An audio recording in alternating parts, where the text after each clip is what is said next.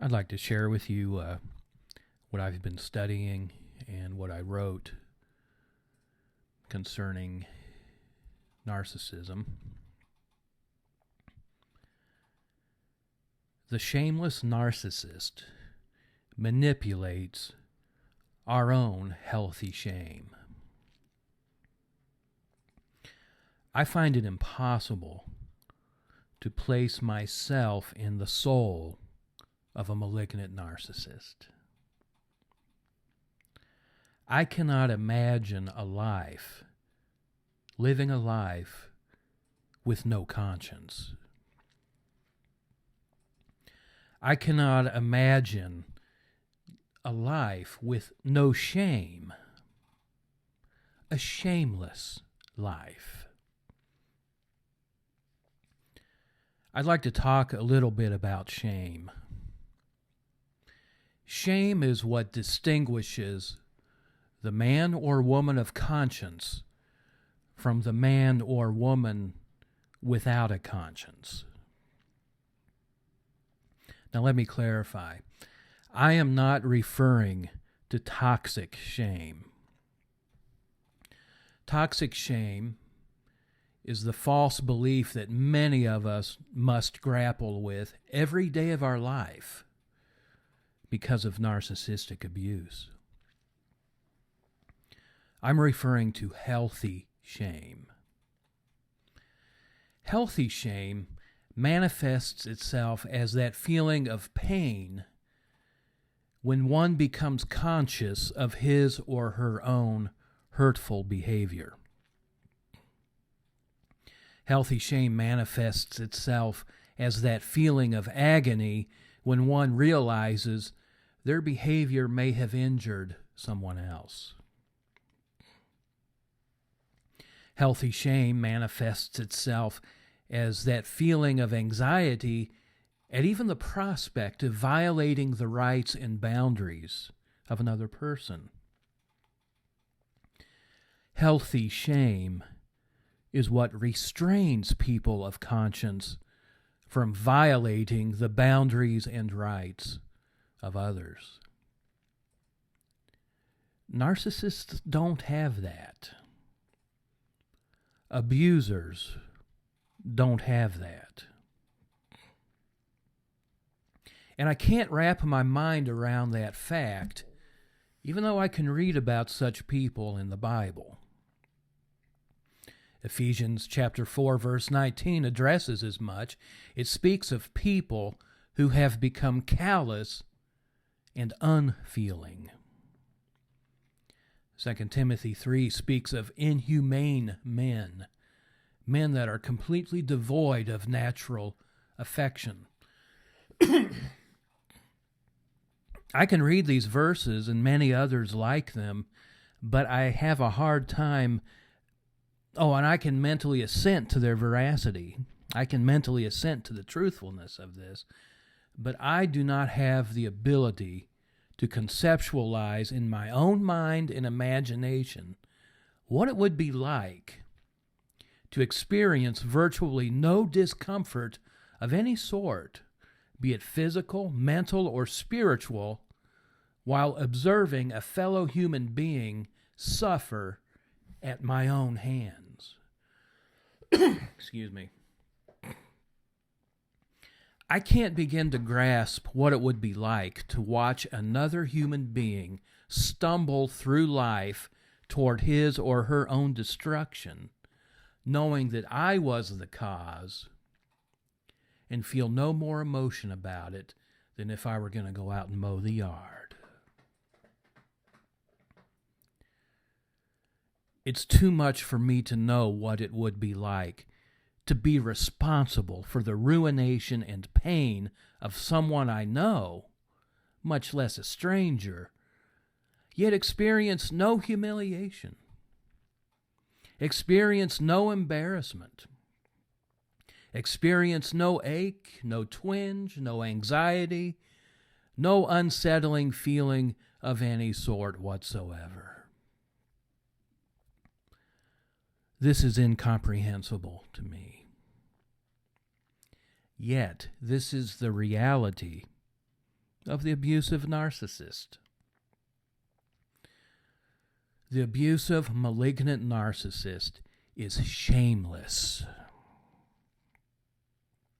He feels not a twinge of guilt or shame after he beats his victim. She feels not a shadow of remorse or pain after she psychologically rapes her victim.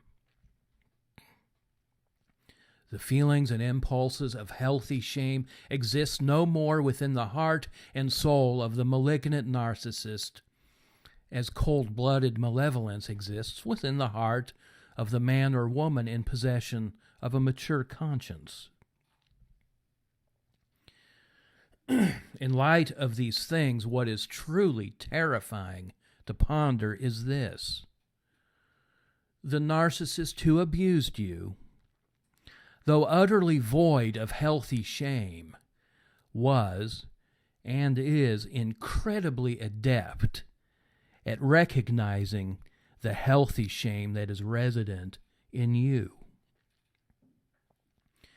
Not only is the malignant individual adept at recognizing the healthy shame resident in you, he is equally skilled at exploiting it.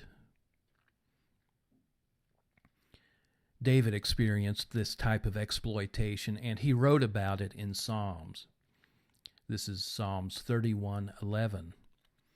Because of all my enemies, I have become a reproach and a disgrace, especially to my neighbors, especially to those closest to me. And I have become an object of dread to my acquaintances. Those who see me on the street run from me. A favorite tactic abusers use to attack the healthy shame of their victims is often referred to as reproach in the Scripture.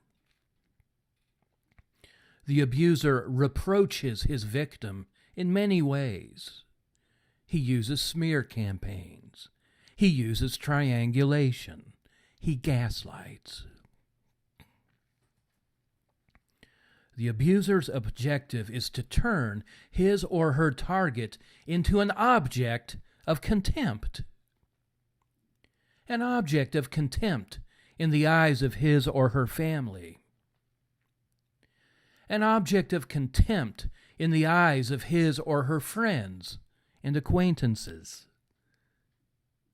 An object of contempt in the eyes of his or her co-workers. An object of contempt in the eyes of his or her religious organization. And most importantly, an object of contempt in the eyes of his or her own self. What is often referred to as toxic shame is in reality self-contempt.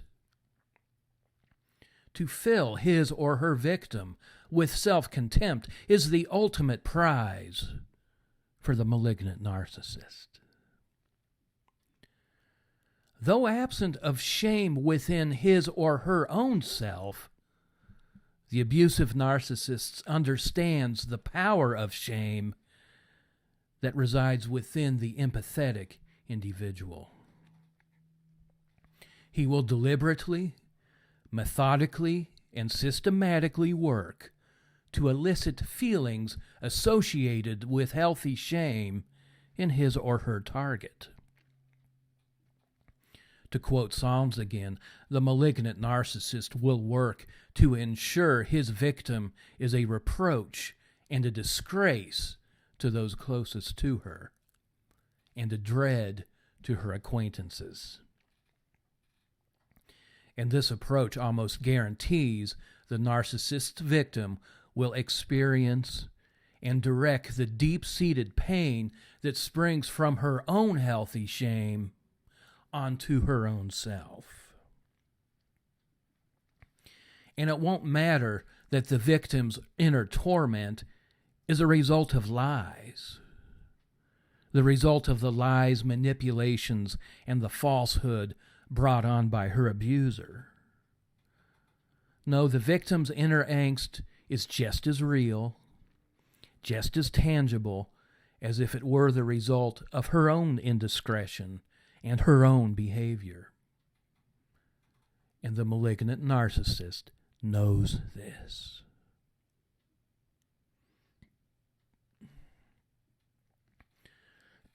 This form of wickedness is incredulous beyond imagination.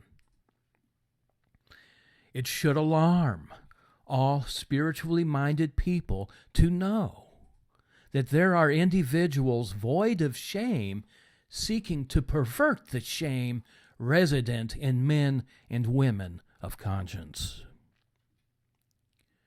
Knowing that healthy shame plays a major role in the shaping of one's personality and the molding of one's identity, it should repulse every spiritually minded person to know there are individuals in the world who have reached this depth of evil. Thank you.